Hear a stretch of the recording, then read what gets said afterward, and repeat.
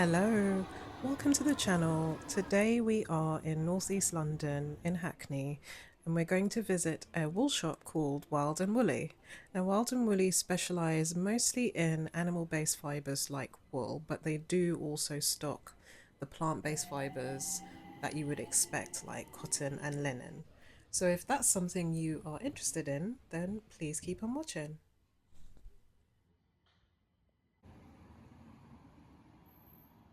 If you're new to the channel, then hello and welcome. And if you're an existing subscriber, thank you so much for coming back. And I hope you will enjoy today's video.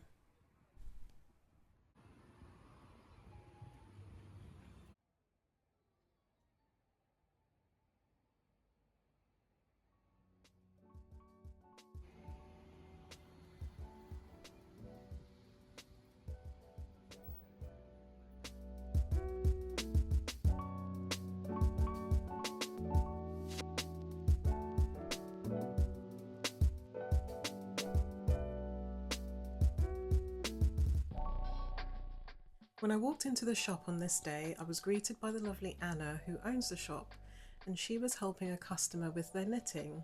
And that's one of the things I'm really enjoying about visiting these yarn shops is the community feel, and I could immediately feel that on walking into the shop. And Anna and I also spoke later on during my visit about the various workshops that the shop runs from September onwards, or will be starting again from September onwards, because I guess knitters don't knit as much during the summer because of the weather. And some of the workshops, aside from a social gathering like a knit lock-in, will also include things like darning and workshops on making sweaters.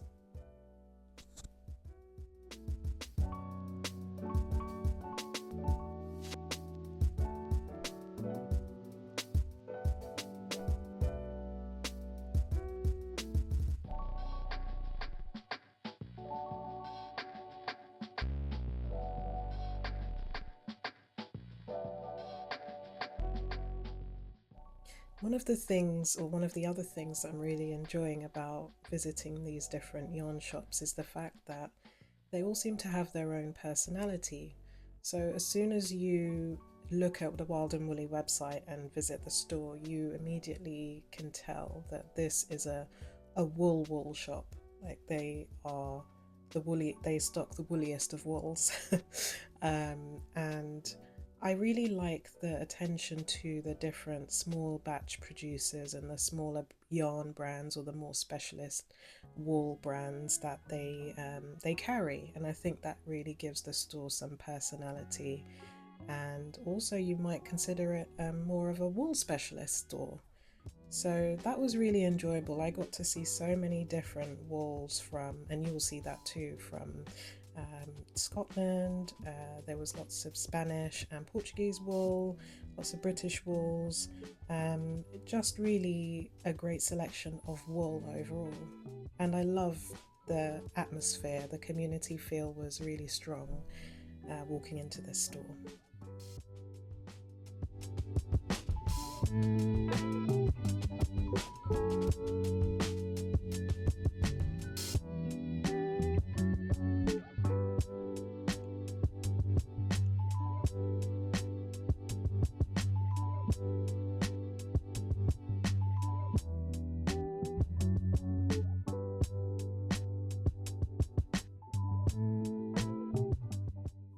I know I said the shop focuses mainly on wool, but they do also stock plant-based fibres like cotton and linen, and I was quite surprised by this Kalinka linen. I found it to be quite stiff compared to the BC garn that I'm currently using, but if anyone's used Kalinka before, please let me know. I'd really be interested in hearing how it works up.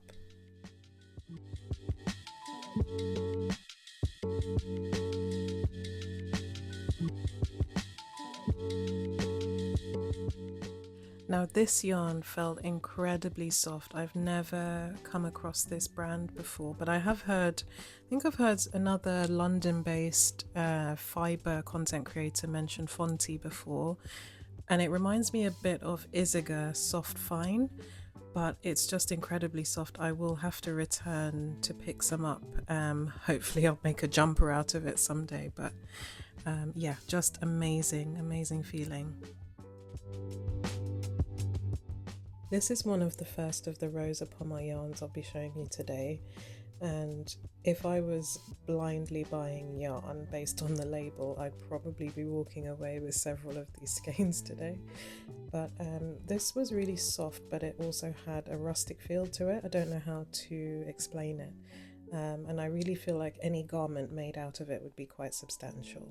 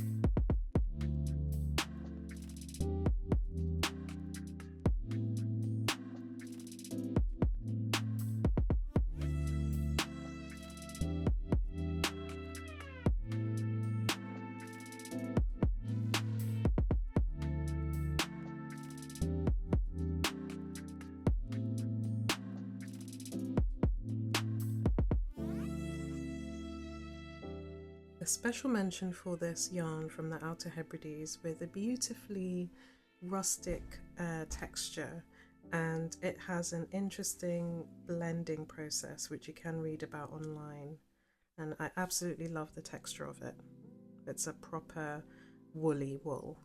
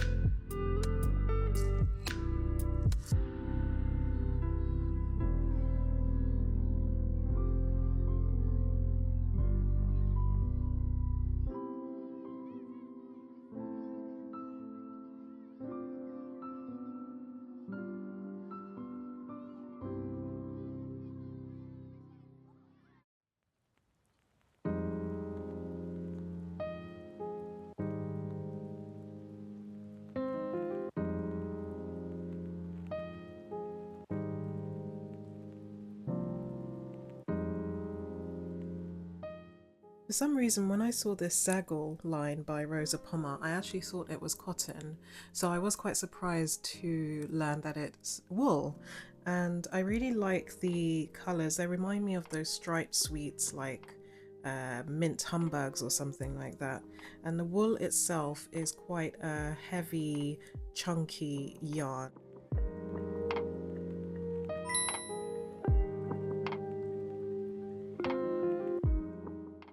Now, another one of the yarns I really wanted to see was the wool kitchen yarns. The colours online really do not do it any justice, so it was great to see in person. And it was also lovely to see this sock, which shows how the colours are distributed within the skein.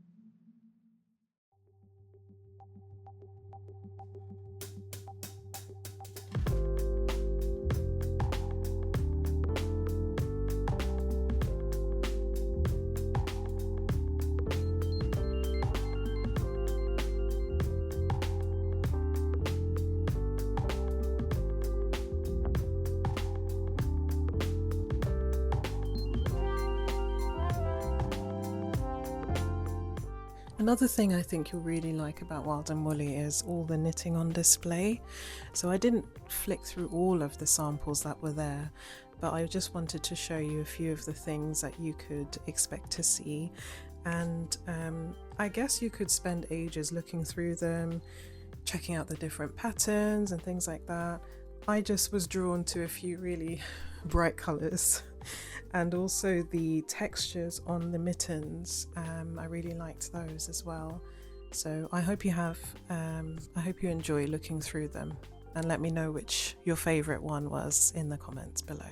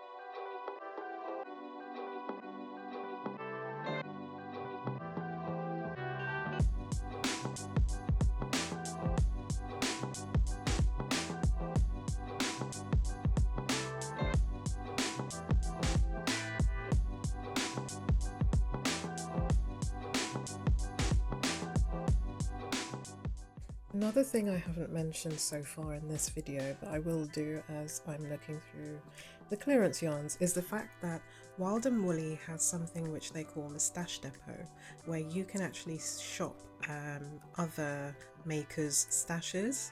So people can de-stash by bringing in their unused skeins to Wild and Woolly, and then you can purchase them for a discount, which I think is really great, and it really does help to address some of the overconsumption that does come from partaking in the fibre industry. So really great initiative. Of course, there are terms and conditions for the Stash Depot initiative, so you should check out the website for further details.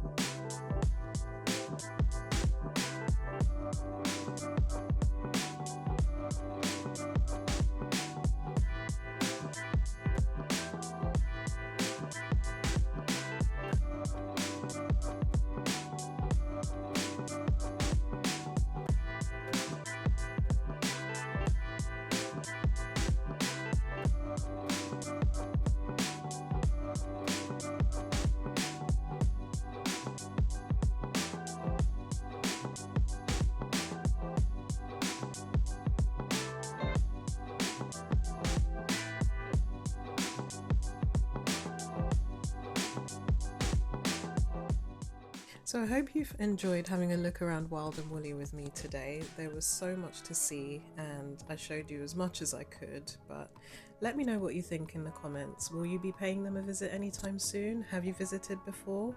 I'd love to hear from you. Thanks again for watching, and I'll see you in the next one.